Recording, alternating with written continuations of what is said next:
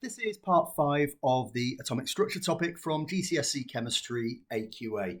It is a dual award topic, but it also shows up in triple award as well, as do all of them. So I'm going to recommend that you have a go at each activity, pausing as you go, and then you can review your answers once you've tried them. So let's get straight into it. In this section, we are going to look at the changes to the atomic model over time, and we're going to see how evidence can lead to changes or revision of old theories.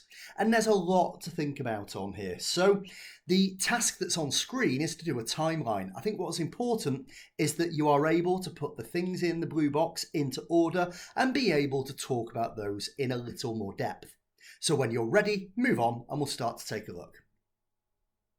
So in the first instance, we have Democritus. He was a Greek philosopher who claimed that an atom was the smallest thing that we could break anything down into, that it would not be split any further.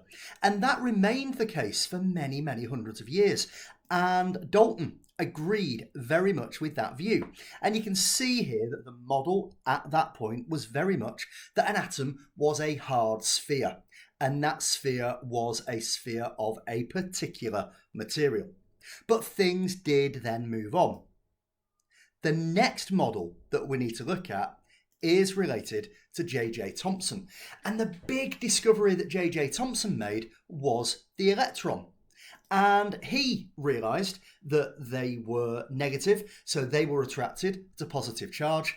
And it was actually him that brought us to a name that you're probably quite familiar with, the plum pudding model, where we have got a dense sphere of positive charge and the negative electrons are embedded within it. Now, those negative electrons were therefore spread through the whole of that structure, and that was as far as his model went. Following on from Thomson, we go to Geiger and Marsden.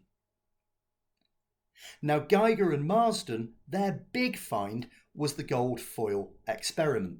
The idea that if we had a solid mass, all of the alpha particles that we sent through would bounce back. So we fired dense positive alpha particles.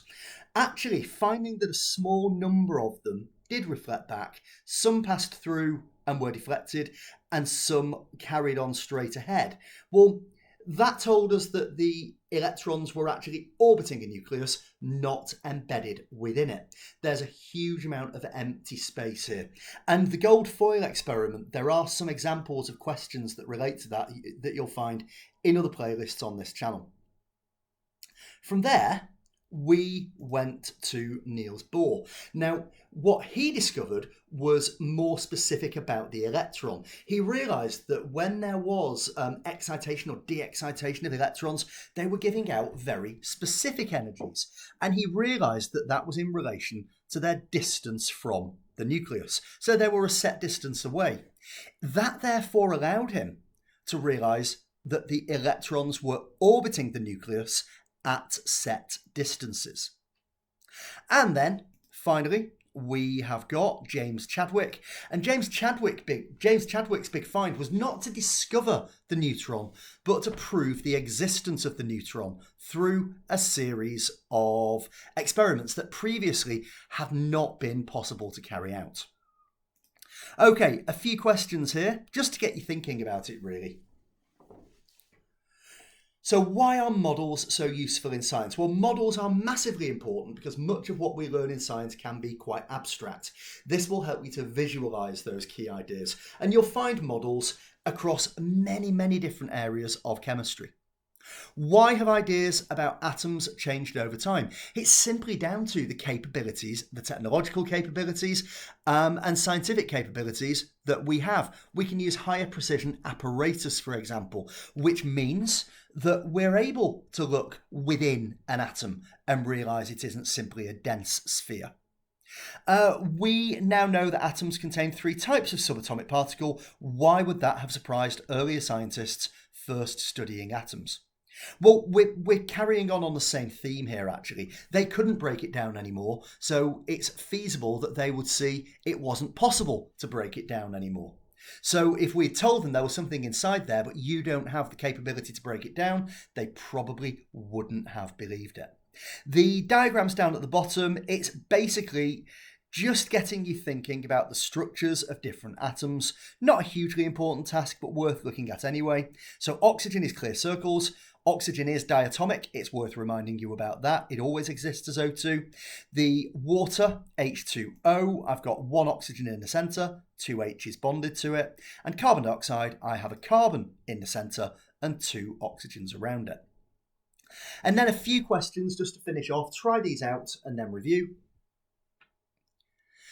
And it really is just a good opportunity to review some of the key facts that are going to be absolutely fundamental to you being able to understand what we're looking at here. So the subatomic particles found in the nucleus of the atom are protons and neutrons. Remember, the electrons are found orbiting that nucleus. What is the atomic number? Well, it's the number of protons. You can also describe it as the smaller of the two numbers on the periodic table for any element. Hydrogen is the one exception to that rule, whereas the mass number is the number of protons and neutrons. So there are calculations there you will need to be able to do to work out how many neutrons there are within a given atom. Is neon a metal or a non-metal? Neon is a non-metal. It's a gas, so that's important to remember. Are there more metals or non-metals in the periodic table? There are many more metals. They're on the left-hand side, and they span as far across as there's a step that begins above aluminium and moves down and right. That's detailed in earlier videos within this chapter. How many protons does a neon atom have? It has 10 because its atomic number is 10. How many neutrons does it have? It also has 10. But remember, neutrons is mass number, take away atomic number. And radium has 88 electrons. How many protons does that mean it has? It means it has 88 protons, because the number of protons is equal to the number of electrons in an atom. That takes us to the end of this video. Thank you for listening and goodbye.